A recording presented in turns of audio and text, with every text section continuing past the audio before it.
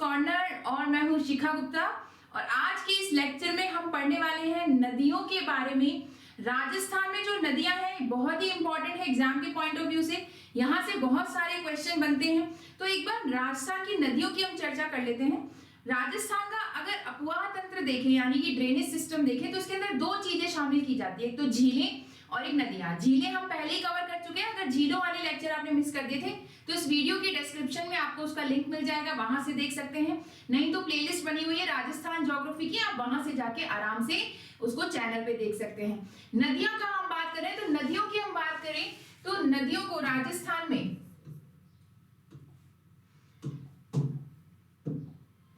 राजस्थान की जो नदियां हैं इनको तीन कैटेगरी में डिवाइड किया जाता है। एक तो है आंतरिक प्रवाह की नदियां, ठीक है, यानी इंटरनल ड्रेनेज की रिवर्स जो है वो क्या होती हैं, वो ऐसी रिवर्स है, ये ऐसी नदियां हैं जो किसी भी सागर में जाकर नहीं मिल रही है, यानी किसी भी सी सिस्टम का पार्ट नहीं बन रही है। जैसे ना तो बंगाल की खाड़ी में जा रही है ना अरब सागर में जा रही है, बीच रास्ते में ही कहीं लुप्त हो जाती हैं, तो वो नदियां कहलाती हैं इंटरनल ड्रेनेज का पार्ट या आंतरिक प्रवाह की नदियां। दूसरी होती है अरब सागर की ओर जाने वाली,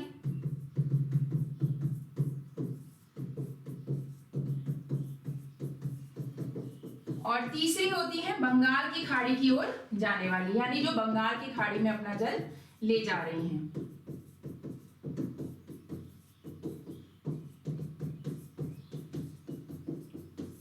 अगर हम इन नदियों की बात करें तो जो आंतरिक प्रवाह की नदियां हैं ये राजस्थान में सबसे ज्यादा क्षेत्रफल पर हैं, और लगभग राजस्थान का 60% जो नदियां हैं वो आंतरिक प्रवाह की नदियां हैं। अरब सागर की ओर जाने वाली नदियां लगभग 17% और बंगाल की खाड़ी की ओर जाने वाली लगभग 23% नदियां हैं। तो राजस्थान की जो नदियां हैं उसका अधिकांश भाग कैसा है, आंतरिक प्रवाह की नदियां हैं। बहुत छोटी छोटी नदियां हैं, मौसमी नदियां हैं, गर्मियों में सूख जाती हैं, सिर्फ बारिश के दिनों में बहती हैं, और लगभग बहुत ज्यादा इंपॉर्टेंट भी नहीं है। हर जिले में छोटी मोटी नदी नालों के रूप में नदियां मिलती हैं। कुछ जो एग्जाम के पॉइंट ऑफ व्यू से इंपॉर्टेंट है उनको हम इन लेक्चर्स में देखते हुए चलेंगे। तो आज हम पढ़ रहे हैं आंतरिक प्रवाह की नदियां, और आंतरिक प्रवाह की नदियों में कुछ जो इंपॉर्टेंट रिवर्स हम पढ़ने वाले हैं उनमें सबसे पहली जो इंपॉर्टेंट है,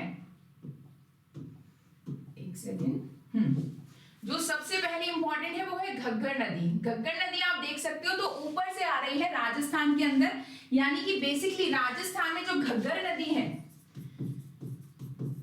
घग्गर नदी आती है शिवालिक से। उत्पत्ति स्थल इसका क्या है, शिवालिक। शिवालिक की पहाड़ियों से ये निकलती हैं। ज्यादातर नदियां आप देखोगे पहाड़ों से निकल रही हैं, तो ये शिवालिक हिमालय से निकल रही है जो कि हिमालय का सबसे अंतिम हिमालय है, ठीक है। तो शिवालिक हिमालय से निकल रही है, शिवालिक हिमालय में हिमाचल प्रदेश से निकल रही है, ठीक है। फिर राज्य कौन कौन से जहां से ये बहती हुई राजस्थान में आ रही है, हिमाचल प्रदेश, पंजाब, हरियाणा और उसके बाद राजस्थान। तो देखा जाए तो ये इकलौती ऐसी नदी है, आप देखोगे राजस्थान में ऐसी और कोई नदी नहीं है जो ऊपर हिमालय से आ रही है।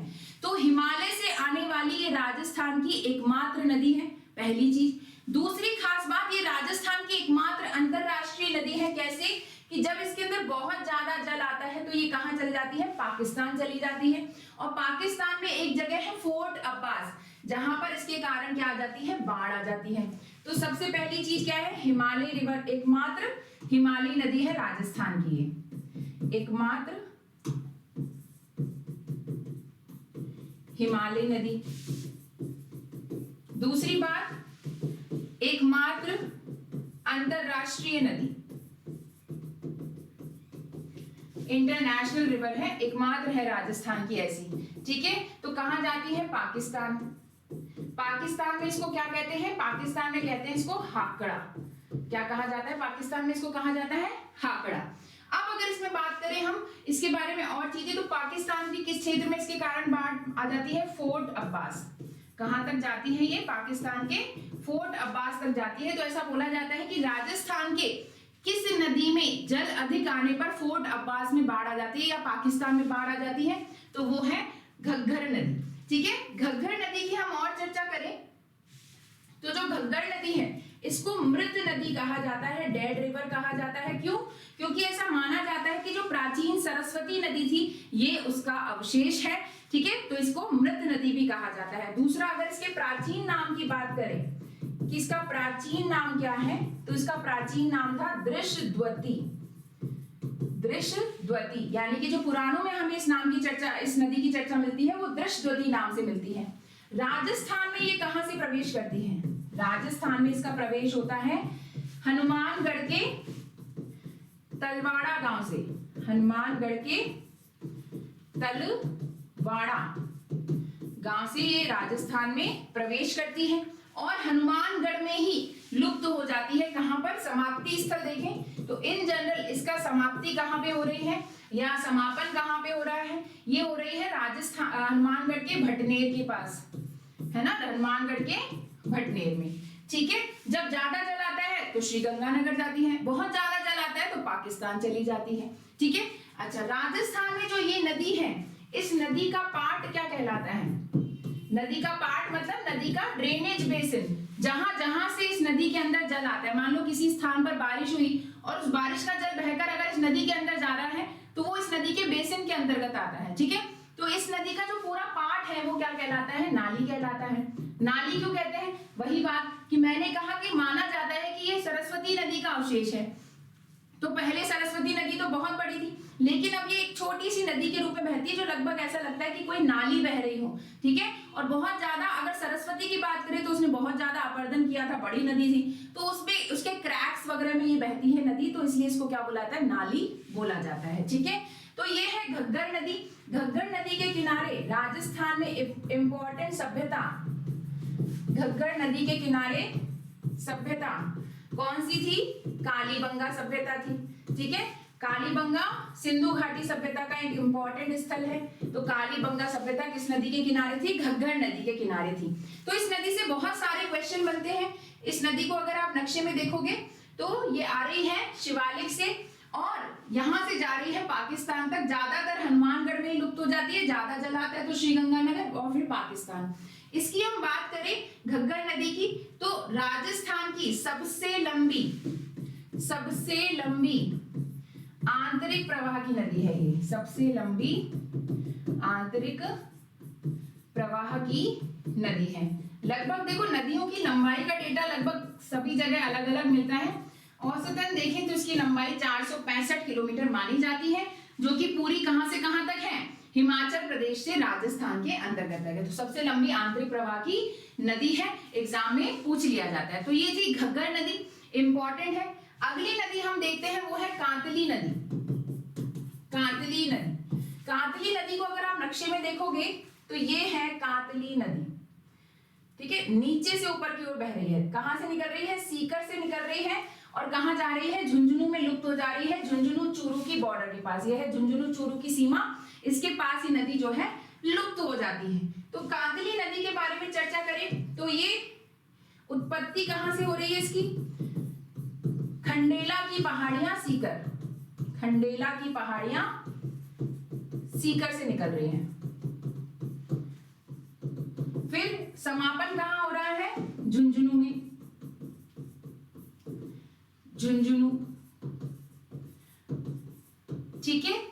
पहली चीज, अगर हम बात करें इस नदी की तो पूर्णतः राजस्थान में, देखो ये पूरी तरह से राजस्थान में बह रही है, सीकर झुंझुनू, तो पूर्णतः राजस्थान में बहने वाली ये सबसे लंबी नदी है।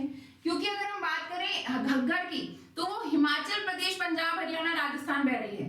अगर इस नदी की बात करें तो पूर्णतः राजस्थान में बह रही है, तो ये पूर्णतः राजस्थान में बहने वाली, पूर्णतः राजस्थान में बहने वाली आंतरिक प्रवाह की सबसे लंबी नदी है। आंतरिक प्रवाह की सबसे लंबी नदी है, ठीक है। दोनों तरीके से क्वेश्चन आता है। राजस्थान की सबसे लंबी आंतरिक प्रवाह की नदी कौन सी है? घग्गर है। और पूर्णतः राजस्थान में बहने वाली कौन सी है? कांतली। अच्छा, अब इसका नाम कांतली क्यों है? बेसिकली इसका नाम है कांटली। कांटली, कांटली क्यों है? क्योंकि ये झुंझुनू जिले को दो बराबर भागों में बांटती है। झुंझुनू जिले को दो बराबर भागों में काटती है ठीक है, इसलिए इसको कहते हैं कांटली, और कांटली से बन गया कांतली, है ना, ठीक है। अच्छा, इसका जो प्रदेश है पूरा, इसका यहां बोल सकते हैं इसके बेसिन को क्या कहते हैं, तोरावाटी कहते हैं। एक होता है वर्ड शेखावाटी। शेखावाटी सांस्कृतिक प्रदेश है जहां पे शेखावाटी भाषा बोली जाती है, सीकर, झुंझुनू, चोरू। और तोरावाटी क्या है, भौगोलिक प्रदेश है जहां पर कांतली नदी का बेसिन स्थित है। कांतली नदी के बेसिन में बात करें तो सीकर, झुंझुनू तो स्थित है, और बाकी चूरू का बहुत थोड़ा सा प्रदेश इसके अंदर आता है, क्योंकि चूरू आप देखोगे बिल्कुल इसकी सीमा पर स्थित है ना, तो चूरू का थोड़ा सा क्षेत्र इसके अंदर आता है। तो चूरू का कुछ क्षेत्र, सीकर, झुंझुनू और चूरू का कुछ क्षेत्र क्या कहलाता है, तोरावाटी कहलाता है। अगर हम बात करें राजस्थान के ऐसे दो जिले जहां कोई नदी नहीं बहती, तो वो कौन सी है, बीकानेर और चूरू। तो चूरू में तो कोई नदी बहती नहीं है, क्योंकि ये चूरू की सीमा पर ही समाप्त हो जाती है। तो तोरावाटी के अंदर क्या क्या आ गए, सीकर, झुंझुनू और थोड़ा सा चूरू पार्शली, ठीक है। आगे हम बात करें इसके किनारे सभ्यता, तो अगर हम बात करें सीकर में नीम का थाना है, नीम का थाना तहसील, यहां पर सभ्यता है गणेश्वर सभ्यता बहुत ही इंपॉर्टेंट है। किस तरीके से, क्योंकि इसे कहा जाता है ताम्रयुगीन सभ्यताओं की जननी। क्या कहा जाता है, ताम्रयुगीन सभ्यताओं की जननी।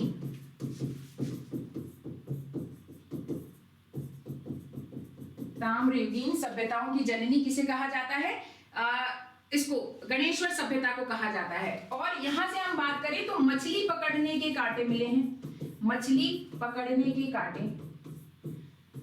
कितने, 400, ठीक है। तो ये क्या खास बात है भाई, ये खास बात ये है कि मछली पकड़ने के कांटे मिले हैं, मतलब इस नदी में पहले मछलियां हुआ करती होंगी, ठीक है, और एक समय पर ये बड़ी नदी रहा करी होगी, ठीक है। तो मछली पकड़ने के कांटे मिले हैं यहाँ से 400 गणेश्वर सभ्यता से, जहां पे क्या मिलता है, तांबा मिलता था। आज हम बात करें तांबे की, तो पूरे भारत की सबसे बड़ी तांबे की खानी खेतरी सिंघाना कहां पर है, झुंझुनू में है, तो यहाँ के पास ही गणेश्वर सभ्यता थी। अगर हम बात करें झुंझुनू की, तो झुंझुनू में इसके किनारे है सोनारी सभ्यता, ठीक है, सोनारी सभ्यता है, ठीक है। तो ये कांतली नदी है, इंपॉर्टेंट है, बहुत सारे क्वेश्चन एग्जाम में से बनते हैं और बहुत ज्यादा बार पूछे जाते हैं। अगली नदी हम देखें तो अगली नदी है साबी, है ना, ये है साबी नदी, ठीक है। साबी नदी कहां से निकलती है, जयपुर से निकलती है, सेवर की पहाड़ियों से, कुछ हद तक सीकर में बहती है, ऐसे घूम के जाती है, सीकर में बहकर आकर फिर दोबारा से ऊपर की ओर बहती है ये नदी, ठीक है। और ऊपर कहां जा रही है, हरियाणा जा रही है। तो आप देखोगे कि राजस्थान में उत्तर की ओर बहने वाली ये एकमात्र नदी है, बाकी नदियां उत्तर पूर्व में तो फिर भी बह रही हैं, लेकिन उत्तर की ओर इस तरीके से हरियाणा में जाने वाली एकमात्र नदी है। और ये कहां जाती है, ये जाती है नजफगढ़ झील में। साबी उत्पत्ति देखें, उत्पत्ति कहां से हो रही है, सेवर की पहाड़ी, कहां से, सेवर की पहाड़ी, जयपुर। समापन कहां हो रहा है इसका, नजफगढ़ झील, हरियाणा में, ठीक है। अगर हम बात करें इस नदी की, तो अलवर की प्रमुख नदी है, ये अलवर की प्रमुख नदी है। तो राजस्थान की किन जिलों में बहती है, जयपुर, सीकर और अलवर में बहती है। नजफगढ़ झील हरियाणा में गुड़गांव के पास है, वहां जाके ये अपना जल गिरा देती है। ज्यादा कोई और क्वेश्चन इससे बनते नहीं है, बस उत्पत्ति पे ज्यादातर क्वेश्चन पूछे जाते हैं। साबी नदी की कहां से निकल रही है, सेवर की पहाड़ियों से निकल रही है, जयपुर से। अगली हम बात करें, एक नदी है इधर रूपारेल, ये देखो ये है रूपारेल नदी, ठीक है। तो थोड़ा सा रूपारेल नदी, एक है कांकनी दिन नदी, पहले कांकनी नदी देख लेते हैं, जैसलमेर में है कांकनी नदी। कांकनी नदी की हम बात करें तो उत्पत्ति कहां से हो रही है, जैसलमेर में, कोटड़ी गांव, जैसलमेर, यहां से इसकी उत्पत्ति हो रही है। और अगर हम बात करें समापन, तो समापन कहां होता है, गुज झील, जैसलमेर में। और इसकी खास बात क्या है कि ये राजस्थान की सबसे छोटी आंतरिक प्रवाह की नदी है, सबसे छोटी आंतरिक प्रवाह की नदी। लगभग कितनी? 17 किलोमीटर इसकी लंबाई है, मात्र 17 किलोमीटर। अगर हम बात करें ना, जो हम बात कर रहे थे ये कांतली नदी, कांतली नदी आंतरिक प्रवाह की सबसे लंबी नदी है राजस्थान की, तो इसकी लंबाई है 100 किलोमीटर। और हम बात कर रहे थे घग्गर, तो घग्गर की राजस्थान में लंबाई है 100 किलोमीटर, लेकिन ये पूर्णतः राजस्थान में बहने वाली सबसे लंबी नदी है। और सबसे छोटी नदी कौन सी होगी? सबसे छोटी नदी है कांकनी नदी। ज्यादा इसके बारे में और कुछ पूछा नहीं जाता है, सिर्फ जनरली ये पूछा जाता है कि सबसे छोटी नदी कौन सी है आंतरिक प्रवाह की, ठीक है। तो ये इससे पूछे जाने वाला क्वेश्चन है। इस नदी के और नाम भी पूछे जाते हैं कि क्या क्या नाम है इसके, ठीक है। तो इसके नाम मैं आपको बता देती हूं। इसको कांकनी नदी कहा जाता है, इसको मसूरदी नदी कहा जाता है, इसको कांकनी नदी कहा जाता है, ठीक है। तो इसके नाम इंपॉर्टेंट है, एग्जाम में सीधे से पूछ लेंगे मसूरदी नदी किसे कहते हैं, तो इसको कहते हैं कांकनी नदी को, राजस्थान की सबसे छोटी आंतरिक प्रवाह की नदी है। अगली जो हम पढ़ने वाले थे वो है रूपा रेल नदी। रूपा रेल नदी उत्पत्ति की बात करें तो होती है अलवर से। अलवर में है उदयनाथ की पहाड़ियां। कहां पर है? सरिस्का के पास। उदयनाथ की पहाड़ियां सरिस्का के पास है, यहां से इसकी उत्पत्ति होती है। और समापन कहां होता है? समापन होता है भरतपुर में। कहां पे होता है? भरतपुर में समाप्त हो जाती है रूपा रेल नदी। ये देख सकते हो आप, यहां से निकली और यहां चली गई भरतपुर। और एक समय पर अगर हम बात करें तो ये नदी अलवर और भरतपुर रियासत के बीच में क्या थी? डिस्प्यूट का कारण थी, यानी कि इसको लेकर दोनों में झगड़ा रहता था, विवाद रहता था, ठीक है। ज्यादा इससे क्वेश्चन पूछे नहीं जाते हैं, बस सिर्फ पूछा जाता है कहां से उत्पत्ति है और कहां जाकर ये गिर रही है। तो अलवर भरतपुर की नदी है। अगली नदी हम देखें तो यहाँ पर है रूपनगढ़ नदी। ये थी रूपा रेल और ये मैं जो बता रही हूँ ये है रूपनगढ़। मेंथा, 5 नदियां सांभर झील में अपना जल गिराती हैं। 5वीं नदी का नाम किसी भी किताब में फिक्स नहीं मिलता, कहीं सामोद लिखा है, कहीं ढूंढ लिखा है, कहीं पर कोई और नदी लिखा हुआ है, तो अपने मन से लिखी हुई है। यहाँ पे 4 नदियां सबको पता है, वो कौन कौन सी हैं? मेंथा की बात करें तो मेंथा निकलती है जयपुर से। जयपुर में कहां से? मनोहरपुरा की पहाड़ियों से। मनोहरपुरा की पहाड़ियों से निकलती है, ठीक है। और किसमें जाती है? सांभर झील में। अगली है रूपनगढ़। रूपनगढ़ कहां से निकलती है? अजमेर से निकलती है और अजमेर के नाग पहाड़ से निकलती है। नाग पहाड़ से एक और नदी निकलती है लूनी, जिसकी चर्चा हम आगे करेंगे। 2 और नदियां हैं। तीसरी है खारी। खारी नदी हम देखेंगे कि राजस्थान में 3 खारी नदियां हैं। एक तो सांभर झील में गिर रही है, आंतरिक प्रवाह की नदी है।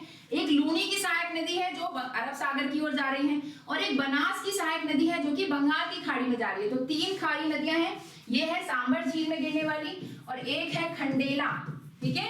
ये चारों जो नदियां हैं, ये चारों नदियां सांभर झील में अपना जल गिराती हैं, ठीक है। ये देख सकते हो आप इस नक्शे में, ये है सांभर झील। जयपुर, नागौर, अजमेर की सीमा पर हम झीलें पहले ही पढ़ चुके हैं, आपको डिस्क्रिप्शन में लिंक दे दूंगी। तो यहाँ ये देखो चारों नदियां सांभर झील में अपना जल गिराती हैं, मेंथा, रूपनगढ़, खारी और खंडेला। तो मुख्य रूप से ये आंतरिक प्रवाह की नदियां हैं। राजस्थान में सबसे छोटी कांतनी 17 किलोमीटर, सबसे लंबी घग्गर 465 और राजस्थान में 100 किलोमीटर। राजस्थान की सबसे लंबी, पूर्णतः राजस्थान की 100 किलोमीटर कांतली। ये है कांतली, कहां से निकलती है? खंडेला की पहाड़ियों से। और कहां जाती है? ये जाती है झुंझुनू में। फिर आती है साबी नदी, कहां से निकलती है? सेवर की पहाड़ी जयपुर से। कहां जाती है? नजफगढ़ झील, हरियाणा। इधर है रूपा रेल नदी। रूपा रेल नदी निकलती है कहां से? उदयनाथ की पहाड़ियों से। कहां जाती है? भरतपुर के कुशलपुर गांव तक। फिर हम बात करें रूपनगढ़ और मेंथा। मेंथा जयपुर से निकलती है मनोहरपुरा की पहाड़ियों से, और रूपनगढ़ निकलती है अजमेर के नाग पहाड़ से। तो इस तरीके से ये सारी नदियां हैं आंतरिक प्रवाह की, यही प्रमुख नदियां हैं। ये पीडीएफ आपको टेलीग्राम चैनल पे मिल जाएगी, और टेलीग्राम चैनल का लिंक आपको इस वीडियो के डिस्क्रिप्शन में मिल जाएगा। इस लेक्चर के लिए इतना ही। अगर ये क्लासेस आपको अच्छी लगती है तो जरूर से लाइक एंड शेयर करें। चैनल सब्सक्राइब नहीं किया हुआ है तो सब्सक्राइब कर लें, और बेल आइकन जरूर से दबा के रखें, ठीक है। Thank you very much, bye bye.